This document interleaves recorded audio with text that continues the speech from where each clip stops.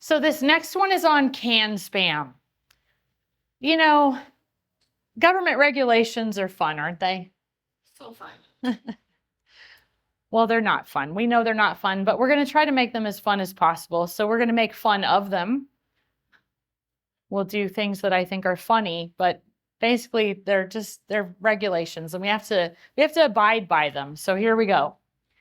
I want to make sure that you guys are not getting in trouble, but that you're also not bogged down with a bunch of caca. So, by the way, a disclaimer, I'm not a lawyer. Even if I was, I'm not your lawyer. So y'all are on your own to figure out whether I'm even talking gibberish or if this is real truth, okay? So what's CAN spam? CAN spam actually stands for, this is interesting, Controlling the Assault of Non-Solicited Pornography and Marketing Act. Do you find it interesting that it's considered an assault? Do you find it equally as interesting that we are lumped in as marketers with porn? So does that make sense? It's an email assault. It's an email assault. It's a weapon, for crying out loud. Apparently we're so good at it that it's an assault weapon. Hopefully it's not going to be banned. Anyway, so Controlling the Assault of Non-Solicited Pornography and Marketing Act. That's actually what CAN spam stands for, which is hilarious because it says can spam. Like I can spam. I'm not going to. It's FTC regulations, so Federal Trade Commission, we're talking federal government, to reduce spam and unsolicited porn. This is a huge problem apparently. By the way, unsolicited porn, right? Like, did you sign up for that? No? Okay, that's a problem. It gives consumers the right, the choice to receive those commercial messages. That's all it really is. It governs commercial messages. Let's make that really clear too.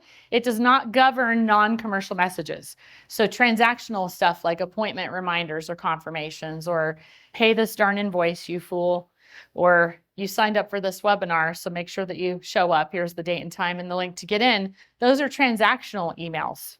So CAN spam is actually only governing commercial emails. It gives recipients the right to have you stop emailing them.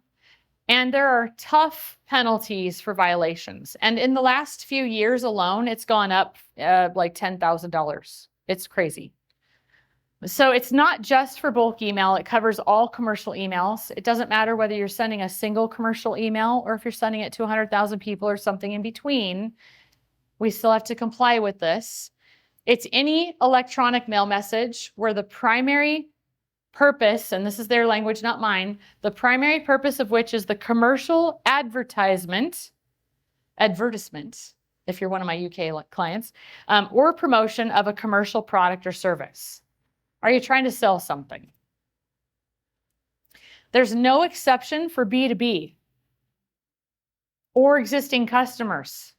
All right. So there's different facets to it. There's actually 7 rules. And I have a little resource cheat sheet that'll be in the community for you guys. That'll have lots of different links and things on it, things that I've referenced, things that I want to make sure that you have. And one of the things that I'll give you is the actual link to the FTC site where it explains all of this stuff. And thank God it's actually in English, meaning it's in layman's terms.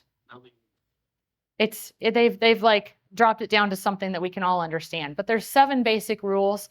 There's some of them that are not like fully pertaining to what we're talking about today, so I'm only going to go over the ones that do. But the first one has to do with subject lines. Don't use deceptive subject lines. I love these words, right? Deceptive. What does that mean, Bob? I wish somebody could define that for me, or I kind of don't want them to define it for me, but I don't want to end up in court over somebody's version of what's deceptive. But don't be a liar. Don't be deceptive. The subject line has to accurately reflect the content of the message. In other words, you can't do bait and switch. That's really what it is. We do open loops all the time. It's not like we're telling them exactly what we're going to sell them in the email. We might just say like, why? Actually, I wrote an email that had this very subject line. It said, part 1, why your open rates suck. I guess that was kind of telling them what was inside though. Anyway, maybe not the best example, but it has to accurately reflect the content. You can't do a bait and switch. You can't talk to them about one thing, get them in there, and it's a whole different thing. Oh, porn. So, surprise. Okay, it's an advert disclosure. Identify the message as an ad. You have to somehow or another let them know that you're trying to sell them something. Now, you could just say, this email is an advertisement, but that's boring. If you're asking them to click on something, to go to a landing page, to order something or whatever, that counts. Like, get creative with it. There's lots of ways we market to people. I don't think it's hard for like even the average person, maybe even the below average person, to figure out we're selling something when we're writing an email that's commercial like that. The law gives you a lot of leeway on how to do it. You just have to disclose that you're selling something clearly and conspicuously, that your message is an advertisement of some sort. When it comes to business location, you have to tell them where you're located. Now, a lot of people think that that means it has to be a physical address. And of course, we're marketers, we're online and stuff, so we don't all have physical addresses. It doesn't have to be a physical address. It has to be a valid address for the US Postal Service. So it can actually be a street address, or it could be a PO box. Mine's a PO box because that's what we use for a business. Or it can be a registered private mailbox as long as it's registered with the US Postal Service. So like you could go to FedEx, Kinko's down the road or whatever and just get a PO box from them or something, and they'll do that. And that's perfectly fine. And as far as opt-out instructions, you have to tell them how they can opt out of receiving future emails from you. Now, we all know this as the word unsubscribe, but it doesn't have to say unsubscribe. It can say, and I'm sure you've seen it, it can say something like, update your email preferences. It could say something like that. It can say whatever you want it to say, as long as it's clear that that's a way for them to get out of getting your emails. It has to be easy for an ordinary person, average, 5th through 8th grade reading level, don't forget. Average person to recognize, read, and understand. If you're English speaking, you can't write it in Spanish and send it to a bunch of English speaking people. That would probably not go over well if the FTC was ever involved. We can't get jiggy with it in that way. And you can use creative type size, color, and location to improve that clarity. You could put a giant orange button in the middle of your sentence if you wanted to that says unsubscribe. Have you guys seen my 30 days to unsubscribe email series? Did you see the first one had like lots of different links in it where people can exit stage left or get off my freaking list, or I can't remember all the ones I used, but every one of those was an unsubscribe link. I kind of overdid that apparently because I had several people who unsubscribed, did not notice that there was an option to resubscribe on the page it took them to. Oh, whoops, didn't mean to do that, was just checking out how you do your unsubscribes, but didn't figure out that I could actually click on the button and resubscribe. So I'm going to email you instead and say, hey, I think I might have accidentally unsubscribed from your emails. Can you make sure that I'm back in the list? Right? Like, okay. I learned some lessons on that. There's a lot of different ways people interpret exit stage left. And they were curious. So they were like, oh, I got to see what this is. I'm going to click on this link. I'm going to click on this link. Stockton was one of them. Hey, Stockton. Anyway, yeah, he's like, that was funny. I said, hey, you unsubscribed from my list. He goes, no, I didn't. I said, yes, you did. He goes, oh, it might have been because I was clicking on the link to see what it did. I said, well, did you notice that it said you've successfully unsubscribed from the list? And that there was a button there for you to resubscribe if you did that because you were curious? He's like, oh, no, I didn't notice that. So I'll fix it for you. It's okay. Don't get too jiggy with it. As far as opt-out instructions, you have to have a return email address. Now, anytime someone hits reply, there's a return email address. So what you don't want to do is send some kind of an email where you're obscuring or changing the rules of the game about how people can reply to you, like a no reply, right? You can't do this. You can't send a bunch of marketing with no MX records, because then people can't actually send email to you. And that would be against the law. That would be a problem if it was commercial. So they have to have some kind of a return email address option. It can be some other easy internet-based way though. So we had a client one time that had like 2,000, 2,500 people on her list. She was a physical therapist. So they were all, mostly patients or people that had thought about being patients at one time. We needed to reactivate her list and we wanted to give people an option to get off of it. It was right when COVID was starting. People hadn't really heard from her from email much.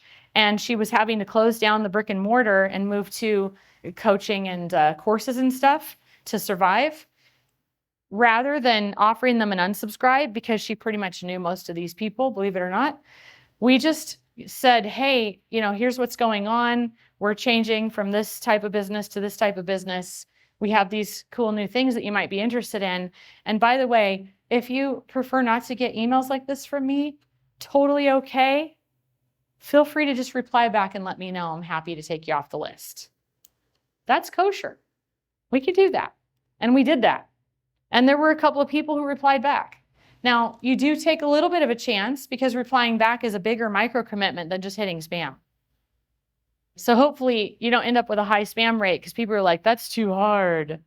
I'll just mark it as spam and then I'll just take care of the situation right now.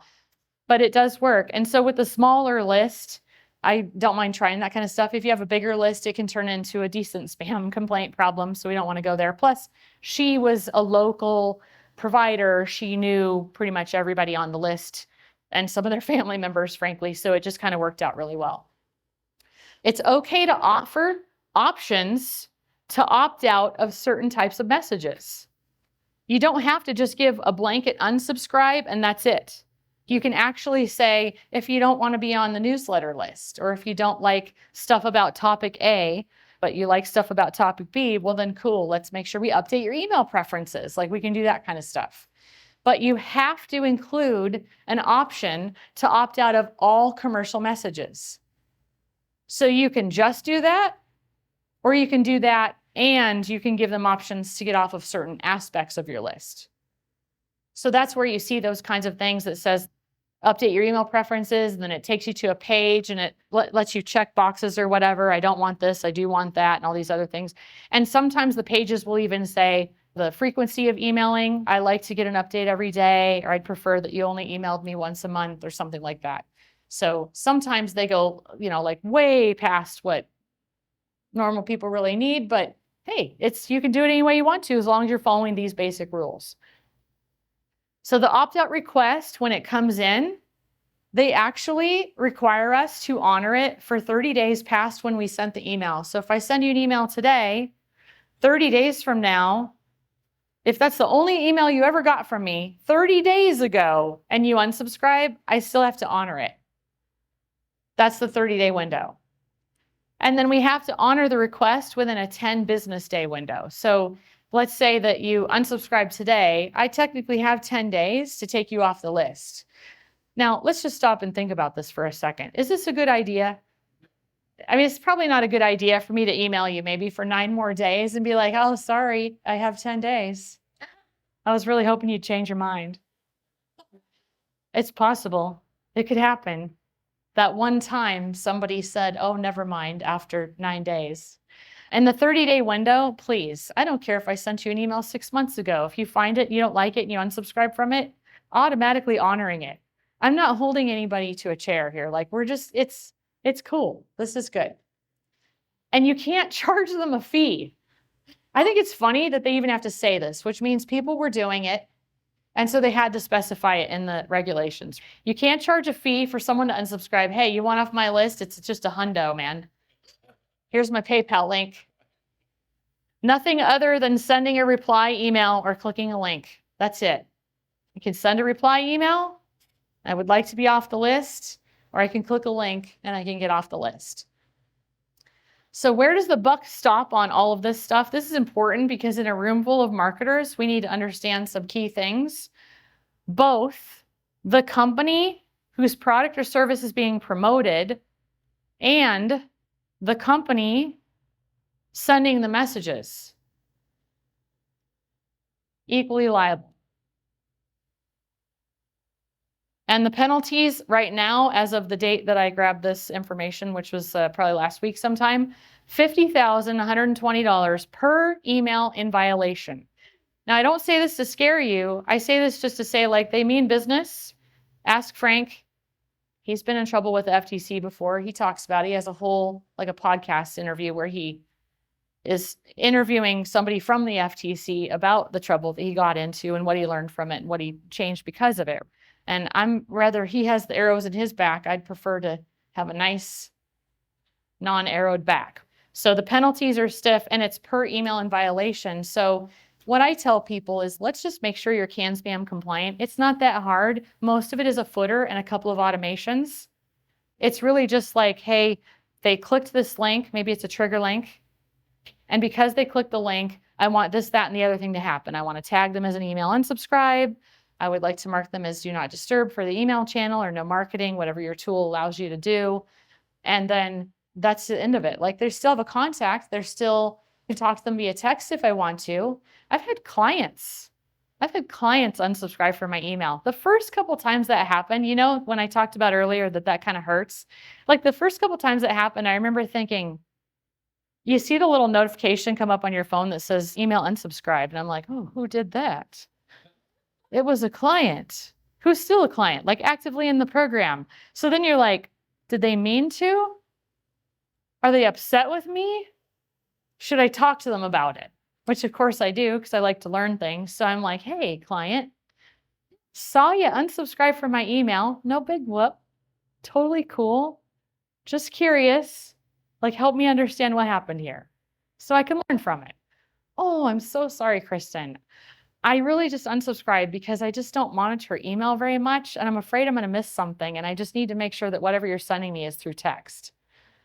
Phew, I felt so much better. And then after that happened a couple of times, all of a sudden I'm like, okay, cool. I can do this. I can do this. Then you start seeing the people that unsubscribe. And then like a couple months later, you see their name come through for an opt-in. You're like, hold up. What's going on here? So the first couple times that happened, I'm like, hey, I messaged them on Messenger, like, hey, because this particular person was kind of a turd bucket anyway. So I'm like, I'm going to find out what's going on here. I don't even know if I want you on my email list. How about that? You not only unsubscribe, but you're kind of not nice. So I reached out and I said, hey, so-and-so, I have you marked as a do not disturb in my system, but I saw you just opted in for the wait list for my software. You want me to send you an email as we get closer to the date when it's ready? And he actually wrote me back and he's like, nah. Turd bucket. D&D, oh. Yeah. No soup for you. I tell our clients, like, we're going to be CAN SPAM compliant because it's the right thing to do. Also, I want people to opt out. We all need to let these people go if they don't want to be part of our list. But, you know, especially the bigger clients, like any one person could make them have a very bad day. And I just don't want to be part of that. Plus, I'm liable. So here's the thing, Mr. Client who doesn't want the footer in your email because you're afraid it looks too commercial and that people won't respond as well. If I'm sending your email, there will be a footer. If there's no footer, y'all are on your own. That's just how that's going to work. We're going to do these things because I'm now responsible for it. It's better engagement, it's a better reputation, and it's better deliverability. So all of that stuff actually works in your favor. And it's the bottom line, better ROI. So there's some unsubscribe options. You can do the native unsubscribe. We talked about this a little bit in the last lesson, but you can do the native one, which is like an auto unsubscribe, just like boom, boom, they're out. You can do the reply back, which increases replies. Slight risk of increased complaints, just depends, because they don't have an unsubscribe option. They can't click an unsubscribe link. So you're giving them the choice of like, do I reply back or do I just mark it as spam? So it can increase complaints if it's not done well or with the right audience, or it's done at scale. So you can do that. It increases replies usually, and it increases your reputation because hello, people are replying. An opt-out of certain types or all. You can do any number of combinations there, but it allows you to keep sending to people, but only sending them what they want. There's a novel idea. Remember that whole message to audience match thing? This is part of it, right? Let's make sure that if you love the newsletter, you get the newsletter because you love the recipe that I put in the newsletter every week. You love the recipe. So I want to make sure you keep getting those because that's what you like. But you don't want to hear my jokes? That's too bad. I'll put one in the newsletter and just see how that goes over. Other unsubscribe tips, don't hide it. If people want off your list, just make it easy. Use humor. I mean, I do think I'm funny. Humor remedies discontent. So on the way out the door, why not crack a joke? Let's just crack one. Have some fun with it. Hey, I get it. You don't like my emails. That's okay. You don't smell too good either. I wouldn't recommend that. I'm just saying, like, have some fun with it. And an overt request, ask and ye shall receive. So here's an idea, and this is what we recommend to our clients.